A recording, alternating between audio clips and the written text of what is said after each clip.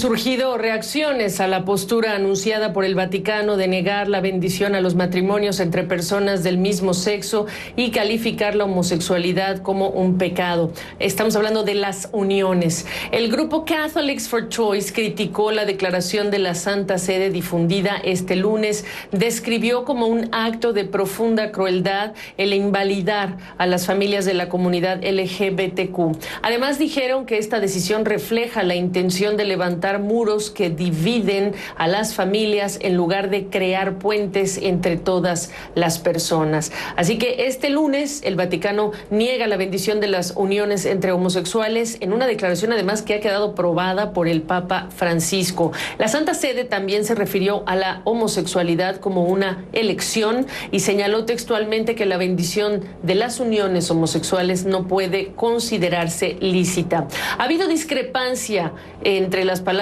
del Papa Francisco y el Vaticano. El año pasado, el pontífice declaró en una entrevista que las personas homosexuales tienen derecho a estar en familia, son hijos de Dios y tienen derecho a una familia, y abogó por crear leyes de unión civil. Pero el Vaticano se retractó y aclaró que los comentarios fueron sacados de contexto y no indicaban un cambio de doctrina. La postura del Vaticano no es algo nuevo, se apega a la forma más tradicional de abordar la homosexualidad en el seno de la Iglesia Católica, pero parece un cambio a lo que el Papa Francisco había apuntado en ocasiones previas. Y lo vamos a confirmar si es que es un cambio o no, con un experto, un estudioso, seguidor, por supuesto, de los temas de la Iglesia Católica, pero también del Papa Francisco, Elio Masferrer, antropólogo de las religiones, etnohistoriador. Muy buenas tardes, Elio, preguntarte, ¿hay un cambio entonces en el Papa Francisco de hace algunos años con las declaraciones que recién cito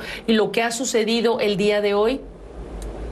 No, yo creo que no hay un cambio. Lo que pasa es que el tema evidentemente es muy, podríamos decir, muy controversial y hay que medir las palabras, etcétera. De alguna forma, antes no se mencionaba la palabra gay, homosexual ni nada por el estilo. No existía en el vocabulario de la Iglesia Católica.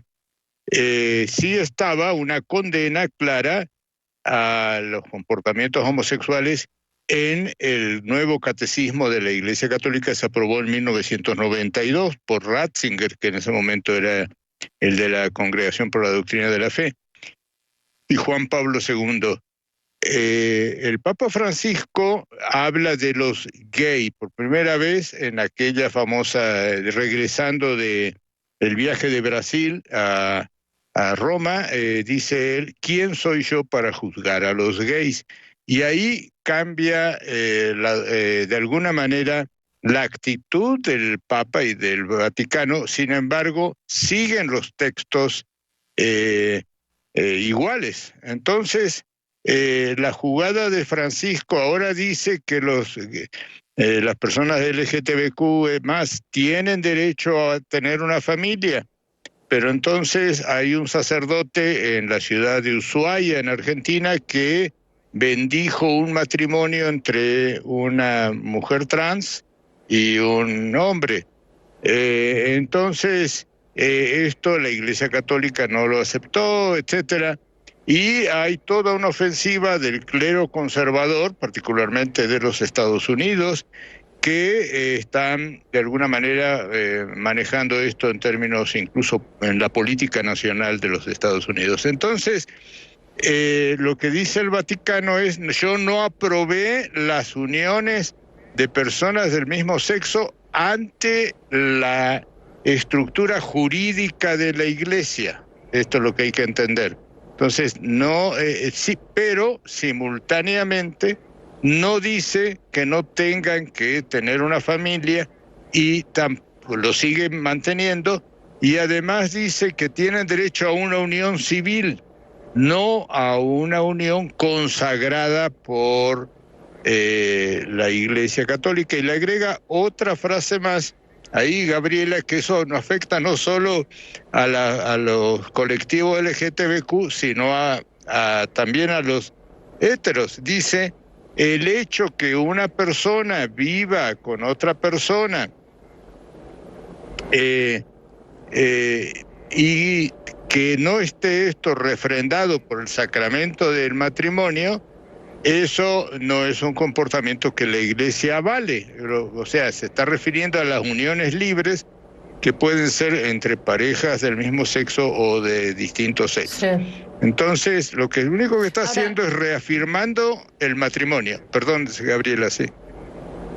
No, solamente dentro de las ideas que estás exponiendo, la gran diferencia dentro de esa declaración que a mí no se me olvida, por supuesto, de regreso de Brasil a Roma, y quién soy yo para juzgar, el día de hoy, dentro de la información que se consigna es: esto tiene la autorización del Papa Francisco. Y entonces la figura del Papa Francisco en la percepción de todos estos grupos parece ahora entrar en controversia.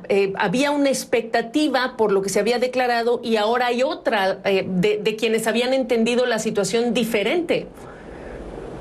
No, lo que pasa es que hay que entender que la Iglesia Católica nunca dice las cosas en blanco o en negro, sino que juega con una cantidad de matices de grises, podríamos decirlo, entre el blanco y el negro. Entonces lo que está haciendo el Papa Francisco es, podríamos decir, legitimando un discurso donde tienen cabida los colectivos LGTBQ. Ahora, él tiene muy claro que hay 1.300, 1.200, 1.000 millones de católicos en el mundo que piensan en forma muy diferente.